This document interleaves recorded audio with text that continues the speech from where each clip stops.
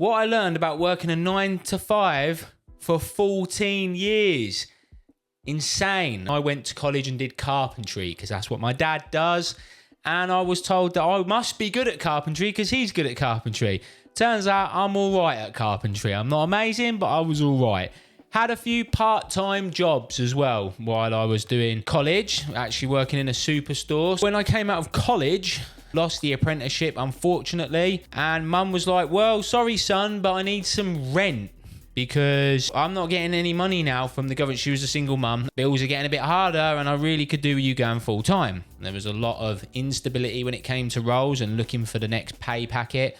And so I was kind of encouraged, shall we say, to look for that stability. So I tried looking for secondments where they can let you go at any moment's notice, but it was full-time money. Worked in call centres, worked in debt collections, and I worked in insurance as well. They would call into the contact centre and say, I don't want to have my insurance anymore. And I'd be like, all right, whatever.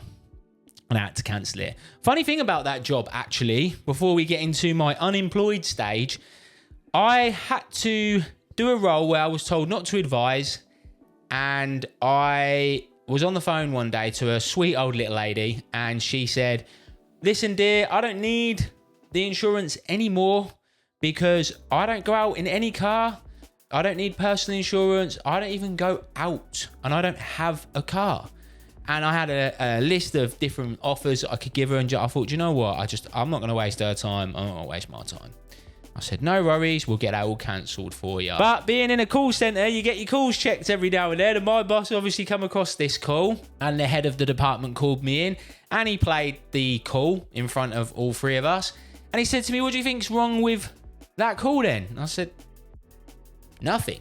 And he went, well, I'm sorry, mate, but you didn't offer any of the offers. I was like, she literally said she doesn't use a car. She has no reason for a car. We'll just be going around in circles. We'll be like trying to flog a dead horse. Straight up, he said, I want you to flog every dead horse until there's no more dead horses to flog. And I was like, well, I don't really know what you want me to do. Done now. Well, we're going to decide your fate. So my boss at the time said, we won't sack you, but we're basically going to let you go. All right, whatever. So down to get the dough, I suppose. And I did that for 3 months. I had a friend that lived in the East Midlands area. And he said, look, why don't you try and have a look at the jobs in my area? And hell, there was a lot more than where I lived. So I managed to find myself a good old agency that offered me a job. And initially, I rejected it because I thought, well, I'm not coming all the way up to the East Midlands, which is about 140 miles away from where I was, to come for a temporary job where I might actually not be kept on. Then they told me that it was for one of the biggest banks in the UK. And I said, okay, no worries. When do I start? And they gave me a couple of weeks. And naturally, I partied like hell because why wouldn't you? And I now got into the traditional 9 to 5, Monday to Friday job. So I had the most money that I'd ever been offered so far in my working career. So it was a very exciting time. Yes, I had to live at a friend's for a while and it was temporary. So there was obviously that risk of not getting permanent initially. And a funny little story is I had to sleep on the floor at my mate's because they didn't actually have a spare room. And I had to sleep on a lilo, which we had jumped on relentlessly when coming back home pissed one day. So anyway, I laid on that for a couple of weeks until I got into a house share, which was great. I've got into this 9 to 5. I had my own desk. That was fucking lovely, that was. I had my own desk. Proper cool. And I could put all my little trinkets on it and that. And it had a dedicated canteen with decent food and a nice area. Lots of places to walk. Really, really cool. I'm working for one of the biggest banks in the UK. So it was wicked. Like, there was a lot of excitement there. However, few years later, still in the 9 to 5, went permanent, as you could probably guess, but the novelty was slowly starting to wear off a little bit. But everyone around me had it worse. Friends, family, people that had got back into carpentry, had rode out the storm of the bad times when there wasn't as many jobs. They still stuck it around and they would get paid for a couple of months, couple of weeks work, and then all of a sudden that work would dry up and they weren't getting paid anymore. So here's me thinking, well, I'm guaranteed to get paid every single month. I've got it good. Look at the glass half full, not half empty. All right, mum, I look at the glass half full, okay?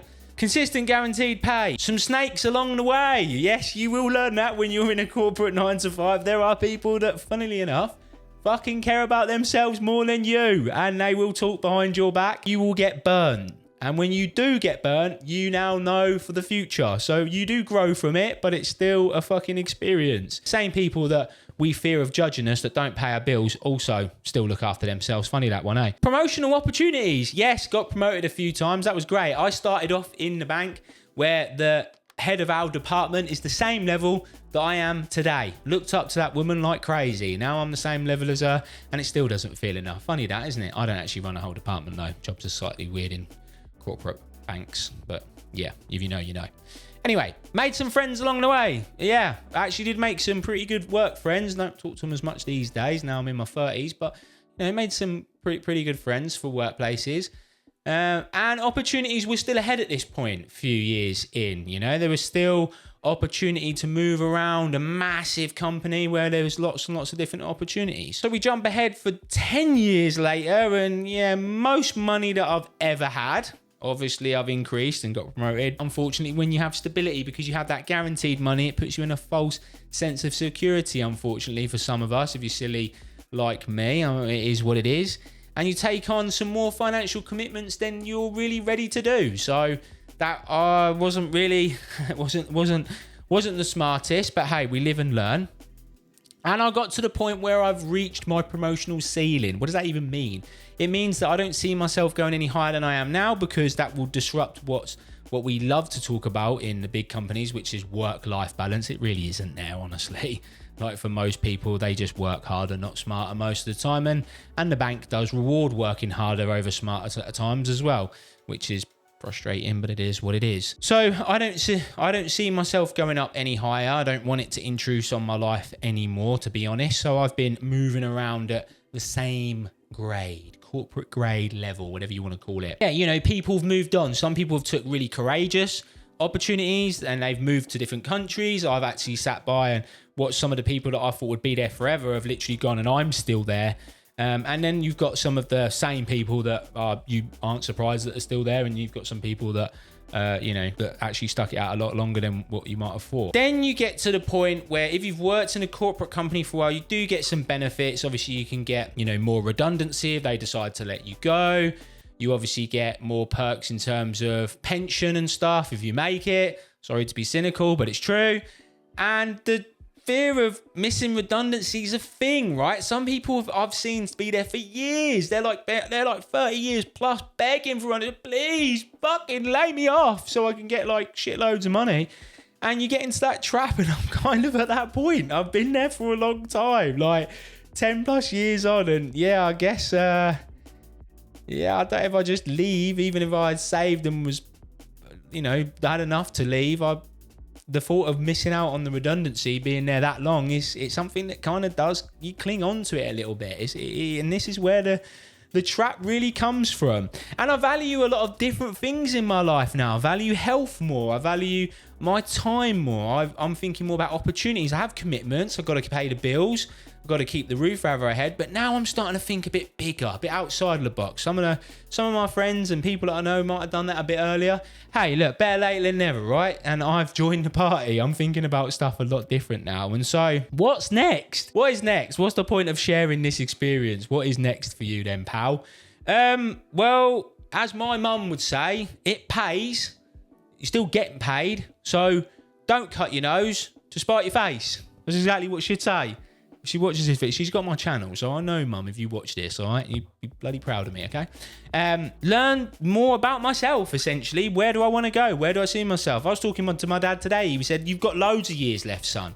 Loads of years. You're well young. You've got loads of stuff to do. Don't feel like it. So while I don't have to exchange health and happiness for money, because I told you I hit that corporate ceiling, I won't do that. I won't sacrifice those things. I won't have the takeouts to work the long nights to get a bit of extra money. It doesn't really create happiness in the long run.